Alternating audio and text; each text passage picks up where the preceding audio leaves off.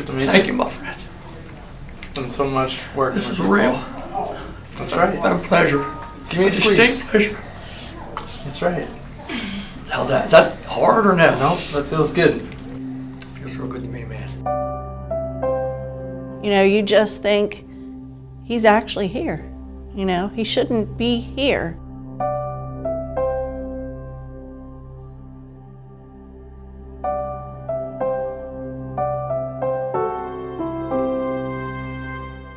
Two of the best doctors in York Hospital tell my wife, Mrs. Miller, he's not going to live. People don't live from this disease. I've never had a patient that did live.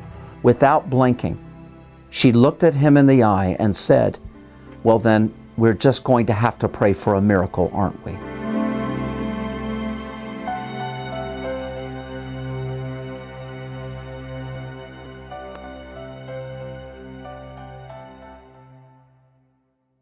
So what I brought is, What is that? these are, Look at that. Knuckle joints and everything. yeah, Anyone that has hands can't comprehend what it's like not to have them. arms. And, And a then little that'll sensor put goes it, back on my arm. right, so we put Wow, it on that's wild. two separate muscles. And so It's every little thing from blowing your nose to, I mean, I got a piece of food stuck in my tooth the other day. I had to get my wife to get dental floss to dental floss my teeth. I mean, that's humbling.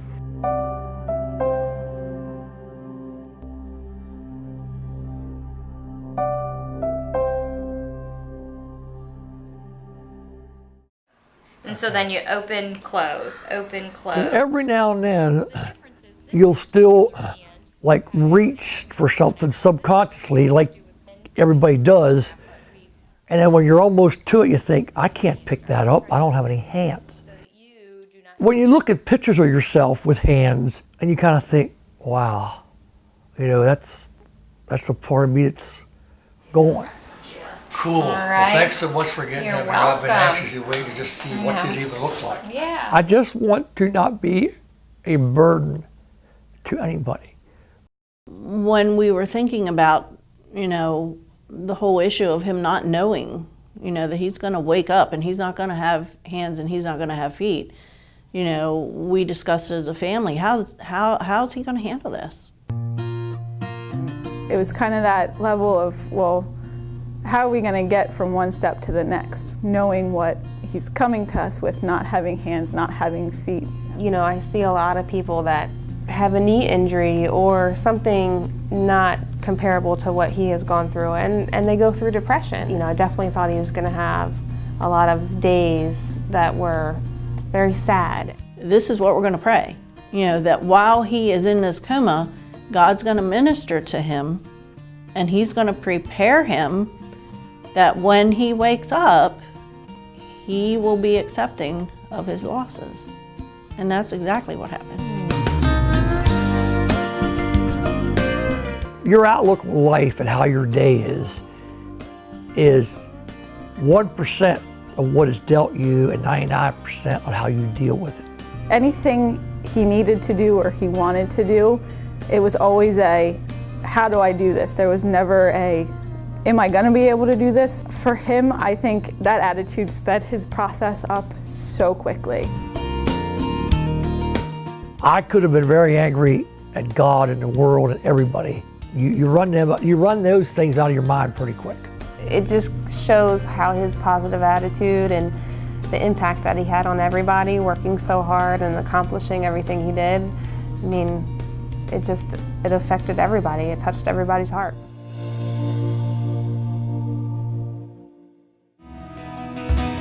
My richest gain I count, but There are God-fearing Christian people who don't believe that God performs miracles anymore. Well, I've got one thing to say to that. Paul Miller Sr. oh, the wonder. I've always compared going to church like going to the gas pump with my car. My car runs low in gas, it'll stall and stop if I don't fill it back up every now and then. He had realized how long it had been since he was at church with being in the hospital. And my son had already decided this. If they didn't let me go, he was just going to come and get me one day, and we were going to be missing for about 2 hours. I don't know if it's the official term, but we call them functional field trips. I don't, but it's definitely considered part of therapy because the goal here in rehab is for people to get back into the community, back to what they were doing before whatever happened to them happened to them. I've been in ministry here in Still Meadow for 23 years. I've been in the ministry for 35 years. But when Paul Miller raised his arms in praise to God, it was one of the most profound moments of my life. He said, Church of Jesus Christ, I present to you Paul Miller Sr. alive present to you Paul Miller alive and well. And it was almost, I've gone to quite a few concerts, it was almost like I was a rock star. Our God is great. Watching him go up to the front and just tell everybody almost took your breath away at watching him be able to do that, where 2 weeks prior to that he was barely standing up on his prosthetic legs. And thank God, I know God just had his hands around everything. And Crying. I think of Job, you know. So we were just all awed by what we were seeing. It was very, very hard to see the hands and the feet go. The hands were the worst. You think of all the things you'll never get to do.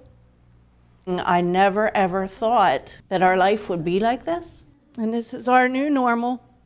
But yet, like I've said different times, you know, I just feel so blessed that God would choose us to use us to minister for him. Lord, we thank you for this time we've had together here today. We all know this is a miracle. It has absolutely changed this church forever. You dare. She came up with the idea. The most important I'm not the trucker. thing we need to program into this bio hand is I gotta be able to flick the bird a card when they pull out in front of it. That was not.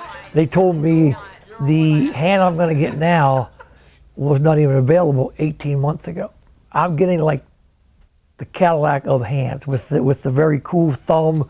It'll be awesome. It'll just be awesome. 4 days. You ready? I've been ready. All right.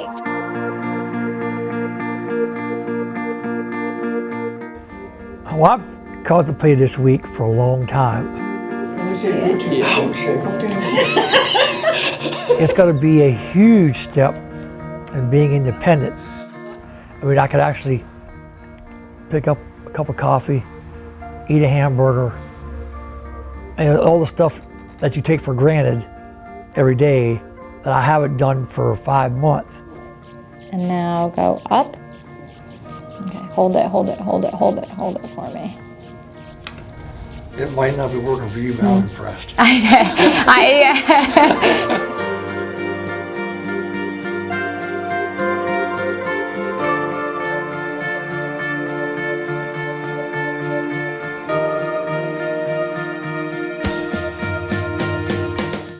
Well, this is a feel-good story because there's a 5% survival rate for this streptococcus pneumoniae.